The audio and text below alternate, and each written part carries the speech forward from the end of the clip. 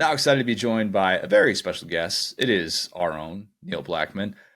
Neil, golly, there's no world in which I pictured Saturday in the Swamp playing out the way that it did. And I gotta say, you probably have heard all about the Miami hype this offseason. And even the biggest Miami believer probably didn't envision that exact scenario playing out. What was the initial reaction from everyone involved with seeing how unprepared Florida looked? Yeah, I think it was a combination of a fan base that I think despondent is probably the best word. Like it wasn't embarrassing; it was nauseating to a lot of people. It was something beyond embarrassing. Uh, just an absolutely nauseating performance. And honestly, like to the people that cover Florida as a program daily, which myself now included in that group. Um, I felt bad for the people that read me because you have to do your best, and you know this super well, right? You do your best to filter out what coaches tell you and look at the reality that's on the ground. But the reality here was this Florida roster slightly better than Miami's in the 24/7 composite. Probably not as much star power going in. We thought that, right? But more depth. We were sold that this was the best team that Napier had, that he felt that it was definitely the best, that it was definitely the deepest, that they had certain position rooms that were really, really good, that they didn't feel like they ever had a position room other than running back that was really, really good. He said we have three or four groups. Um, so and a lot of us said that to our readers in our writing and podcasts. And you're watching this and you're like, I feel horrible for what I've told these people. Because obviously none of this was true. And it isn't just that it was the second straight opening week face plan. I think this one, um, there's just no harm. There's no shame. No matter how it happened, there was no shame in losing at Utah, a place where a lot of people lose to an established coach like Kyle Whittingham, an established program. This was a chance to sort of host a mirror image program of yours. Third year, not so great their first 2 years under a new coach, but uptick in talent. Um, they felt good about the quarterback position. Florida felt good about the quarterback position. And there were just so many similarities. Both programs starved for winning again. Both programs without a title in 15 plus years. And I mean, they just came in and just absolutely. When the game was over, like the second play of the game, Damian Martinez rushed up the middle and moved the pile 7 yards. Yeah. And I looked at the journalist sitting next to me and just said, "That's not good." You're not wrong. And that was, I mean, Florida was not competitive from that play forward. They weren't competitive at any point in the game. Montrell Johnson goes 71 yards for a touchdown, and Florida doesn't come back. Florida got into that formation again. By the time that they got into that formation again, it was 31-10. You can't Like, make this up. what are you doing? Um, and look, I think Billy's a high character guy. He's wonderful to talk to. He's a great person. I think he's the kind of guy who would coach high school football just because he likes working with young people. Like if he weren't, I don't. It's not a guy that was ever going to be in the NFL or anything like that. That's not his goal. Um, but when he sort of he took accountability, as I wrote at our site, but he also said like we've made progress, and you kind of look around the room and you're like, what progress? Like And in football? if you think you've made progress, then what kind of progress are you trying to make? Because and that gets to what Florida's largest problem is, which is I don't know what they want to be. I don't know what they're good at. And not only do I not know what they're really good at, I know Montrell Johnson's really good. I know, except for this game, Graham Mertz has been very good. Like, I know Shamar James is a good linebacker, um, but I don't know what Florida wants to be. I don't know what they want to be on defense when they run blitzes that look like they're coming from Jacksonville and they take about that long to develop. Um, I don't know what they want to be on offense. So it's not just that there's not proof of concept. It's that I don't even know what the concept they want to pursue is. Neil, you heard Princely Umanmielen talk about this when he gets to Ole Miss, and I've brought it up a million times, and I'll probably have to bring it up a million times again, especially if things don't change for Florida defensively. But the fact that Princely Umanmielen, Florida's only All SEC defensive player the last 3 years, is saying the things you just said, that's a terrible sign for your defensive culture. And I thought it was an awful move by Billy to go, you know what? I'm going to hire the guy that worked out at Louisiana. I'm going to ignore the fact that he's been fired by his last two jobs. That Dave Aranda and Hugh Freeze said, nope, you're not it. We need to move on. We need to find somebody else to be better than you. And to me, like, the defensive side of the ball is very well documented. It's almost like you can't even worry about that yet with all the problems that Florida has, because obviously you need to be able to score points. You need to find whatever your offensive identity is to have a chance in this league, and they certainly don't have that. But everybody's shifted to DJ Lagway and shifting to a guy that we expected to see this season. We talked about this, but not under these circumstances. What do you expect from Saturday? And we're recording this Wednesday afternoon, so we don't know officially if Graham Mertz is going to be playing or not. But playing or not, I would think Billy's going to have some sort of a plan for Lagway. And is there a possibility that he could actually turn to Lagway, even if Mertz is maybe, close to getting back? Well, I think that it will be DJ Saturday, even if Graham is close. Now, the reasons for that might not please Florida fans. It would just be we don't need to run Graham Mertz out there because we need him for Texas A&M. And I think a lot of Florida fans respect Graham. He's a great guy. If you met him at SEC Media Days, you know what a nice kid he is. Very nice. Yeah. And I mean, objectively, had a terrific season last year. But I think Florida needs some joy. They need a spark. And DJ Lagway gives them a little something different. Also, the right side of I've never seen an offensive tackle grade out at 0.0 in pass blocking. So that was new to me. That was Cam Waite's PFF grade at right tackle, was 0.0. I've never seen that. So clearly, one side of this offensive line is just not competitive against quality opponents.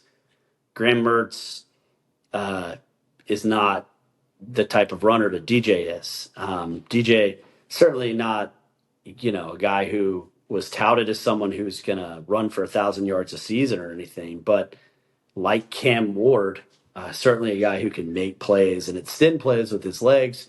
You even saw it on his touchdown drive against Miami, where he has a 16-yard run where he was flushed and it sets up first and goal, converts on a third and long. So um, I think just a combination of needing something to give the fan base just one fun Saturday afternoon, because there's a decent chance they're underdogs in their final 10 games, which is an incredible thing to say.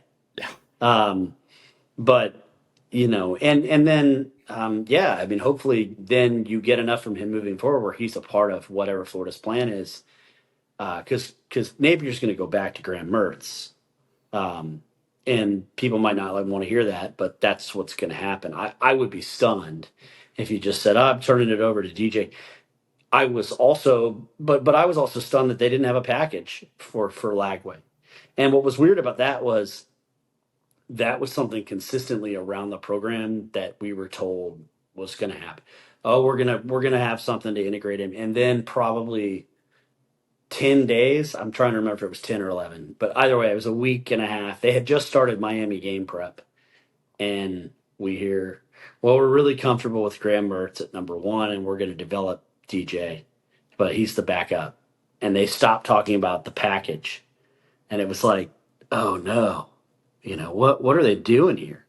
So hopefully Lagway is incorporated into what they do moving forward. They're going to need him because that the right side of that offensive line is disaster. Tyler Barron was just feasting all Yeah, day. I mean, a guy they blocked comfortably a season ago Yeah, at with Tennessee. what they had. And then that gets back to this whole bill of goods. Oh, we feel confident. We're deeper up front. Well, Florida rotated 9 guys, and you talk to offensive line coaches, and they'll say it's good to have depth. It's not good to play 9 players, right? Like you play your best 5. You want to have depth. Um, but yeah, Florida's rotations were weird. Uh, they go and get Brendan Crenshaw Dixon. They feel like that's a nice pickup in the portal. He was terrible.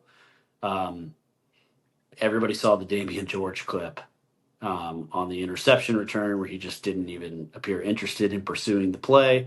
And like I said, that they start Cam Wade's a transfer from Louisiana who's coming off an Achilles heel tear. He grades out at 0-0. I mean, none of this is good, and that right side is just so poor.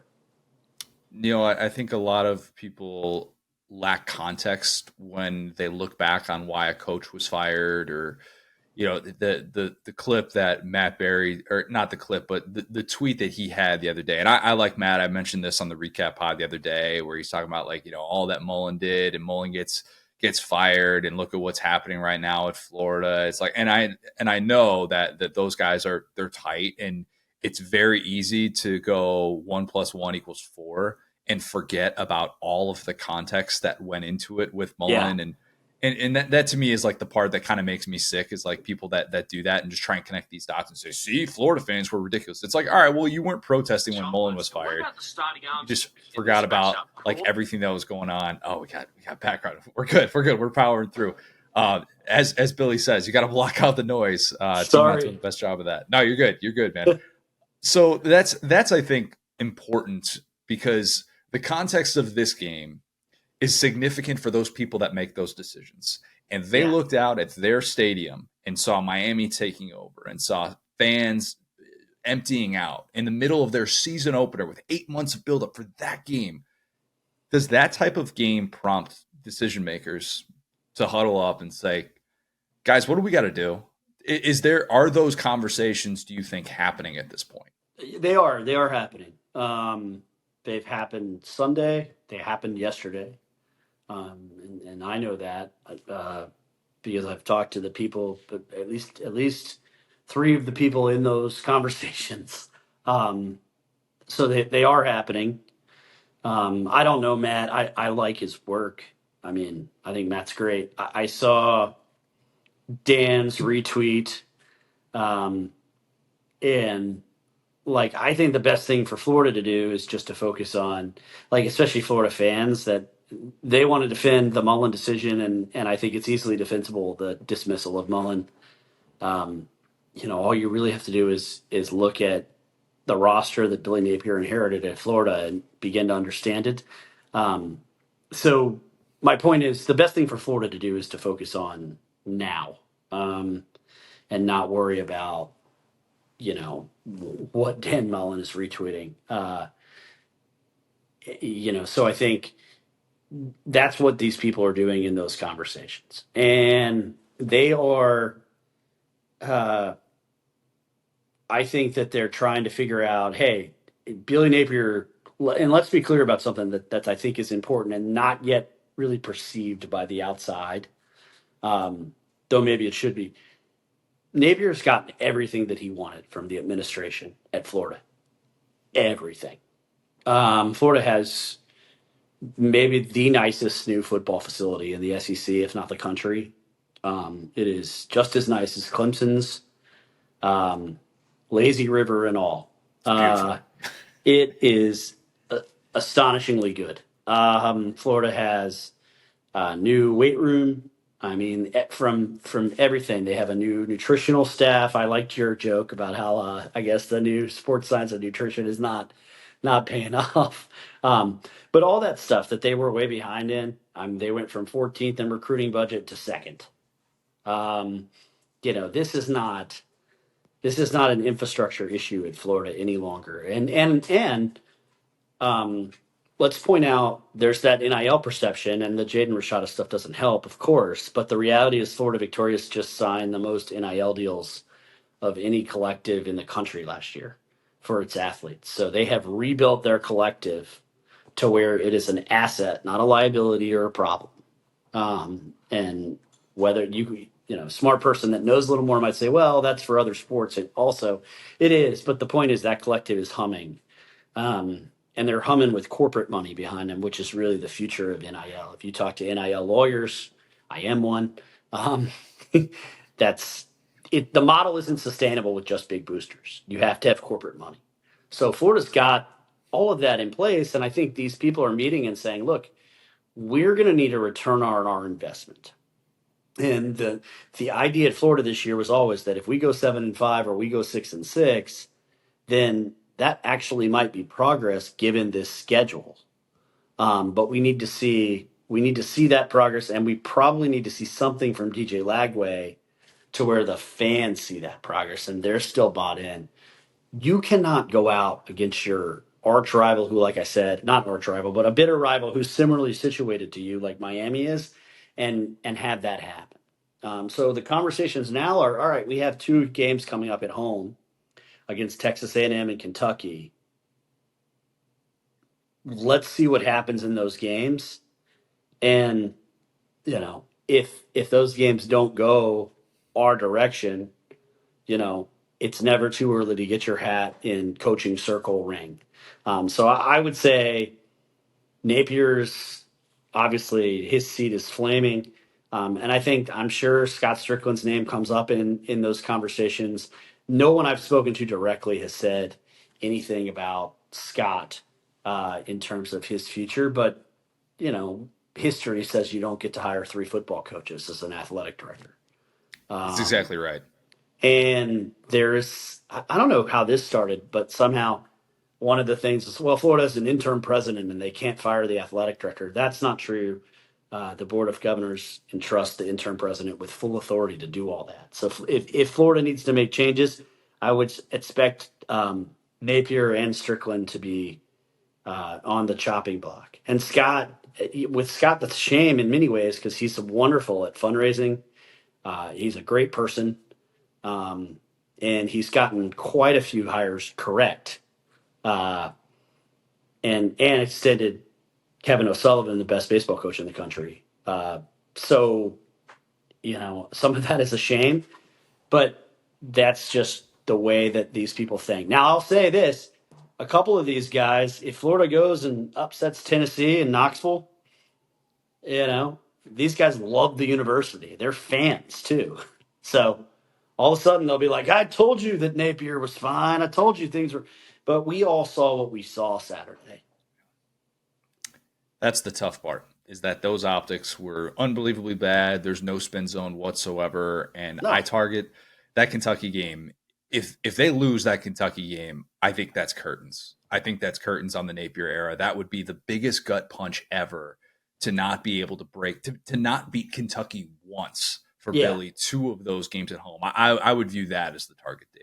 Yeah, I think that's right. And I think, you know, the A&M game I don't think will break people in the way the Kentucky one will, but if they Sure. lost to A&M and Kentucky at home, it's worth noting that that would make Napier 5-7 in power conference games in the swamp. Steve Spurrier lost 5 games in the swamp ever. Yeah. So when On I vacation. think I wrote last week, Florida was almost invincible in that building for 12 years because they were almost invincible in that building. Um, yeah, I mean, you lose 7 home games in a 3-year period. That's one more than Ron Zook lost, and two more than Ron Zook lost in a 3-year period. Um, Zook is kind of considered the bottom of the barrel in terms of all the coaches that have come since Spurrier. And Napier obviously would then move to assuming he wins Saturday, would be 12-17 or 12-18, depending on what happens against Miss State and Starkville. Um, it's tough to survive 12-18 at anywhere, but especially at Florida. Yeah. I think it's going to be fascinating to watch these next few weeks, because there will be Yeah, a lot of tense moments that await. And because these conversations are happening, I feel okay to be able to ask this question. And I've already done this mentally. After a while, I did that probably, gosh, when did I do this? Somewhere in between like the third or fourth Cam Ward touchdown, probably the third Cam Ward touchdown. I was like, Buddy, we need a list of candidates that I Yeah. came up with. So let me throw these at you. Just kind of see your reaction. Which one of these is most intriguing for you? I think Glenn Schumann, as much as Florida fans don't want to admit, going into the Kirby tree would be like kind of a tail between the legs moment. Would be fascinating.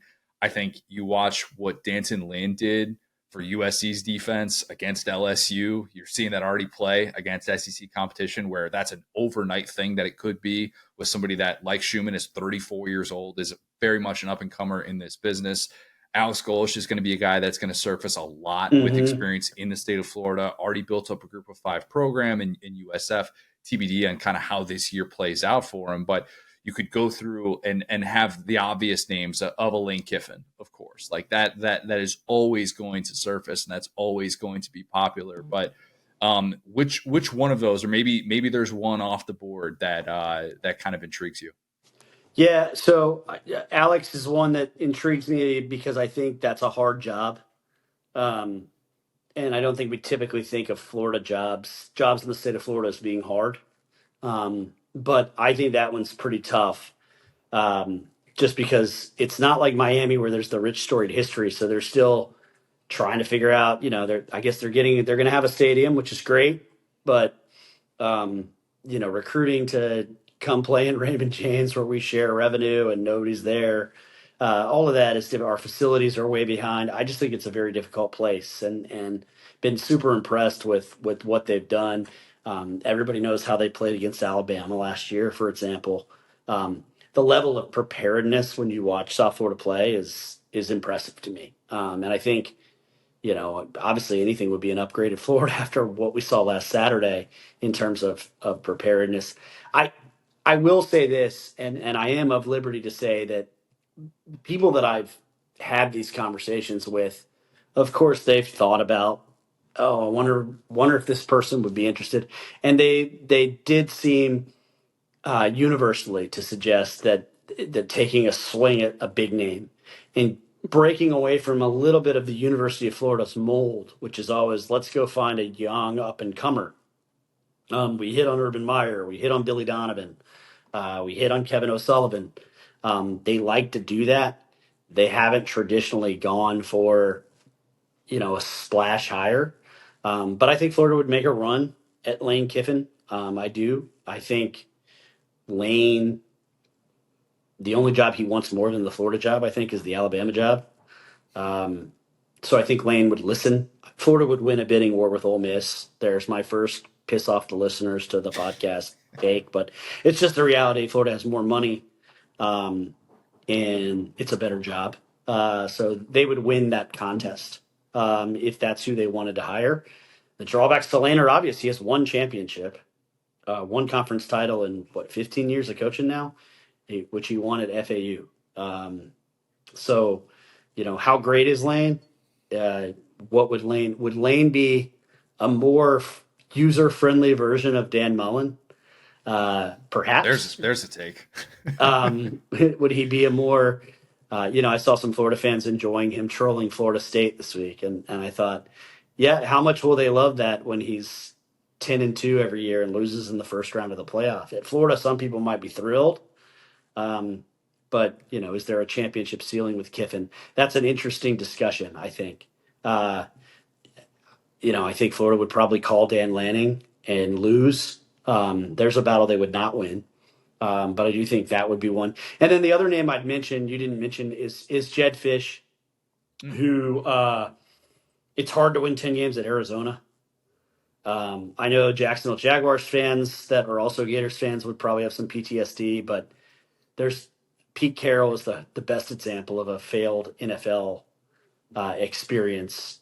Maybe Nick Saban, depending on if you think he failed. But Jed Fish certainly wasn't a great offensive coordinator in the NFL, but won 10 games at Arizona, which is a very hard thing to do. They did that in a good Pac-12, by the way, last year.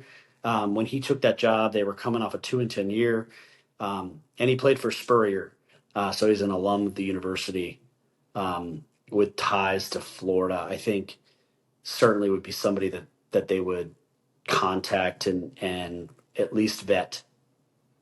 What about Lance Leipold or the wild card that I'm going to throw in there until I hear someone say something negative about him at Florida? But Brian Johnson, the former OC under Mullen, who, look, I Yeah. don't think that would be the first choice or anything like that, so don't get it twisted, but would be a very interesting wild card if he has that type of year to all of a sudden warrant that discussion. I don't know how tight his people are behind closed doors, but it's Yeah. someone that had a really high approval rating. Yeah. No, his approval rating was obviously extremely high, and even though I mean Jalen Hurts likes him, despite everything that happened. Yeah. There, I mean, Jalen would never say a bad thing about Brian Johnson. I think he'd be somebody they'd consider. I don't think, um, I haven't heard Lance Leipold. I don't know. I honestly couldn't say on that front. But I think, you've mentioned a couple of the names. I think dipping into the Kirby tree is an interesting thought process. I think Florida's frightened. I think what would frighten Florida there is that they've gone Saban tree 3 times and failed all 3 times. And so I think the closest that they came to success was Meyer Tree. And so maybe Brian Johnson kind of checks that box. Another name is Urban Meyer, which I think, Neil, what are we doing? Come on now. another name is Urban Meyer. That is a name. It is funny to hear like all the people the conspiracy theories there run deep with him just sitting in his house in Sarasota and doing every Florida talk show that he can possibly find his way onto. Um, but the reason for that is that he wants on the Ring of Honor very bad. Yeah. It's not because he wants to be the head coach again. Let's get Spurrier calling plays for him. How about that? Is that a good combination? Yeah, We I've do heard that. that. Steve Spurrier, interim coach, is my favorite one. Yeah, let's. You know what? I think Tebow's got like a COVID year that he could use or something like that. Can we get Tebow back to play quarterback? Is that the trio? Would that work? Let's do it. Neil, great conversation. Like I tell people all the time, Neil is very, very well connected at Florida. So trust me, like very plugged in. You should follow all of his work. That's great stuff for us. SaturdayDownSouth.com. Covering the ACC as well as you rep the UNC sweatshirt, the Air Jordan sweatshirt. I love it. Neil, great stuff, man. We'll talk again real soon. Thanks, Connor. Appreciate you.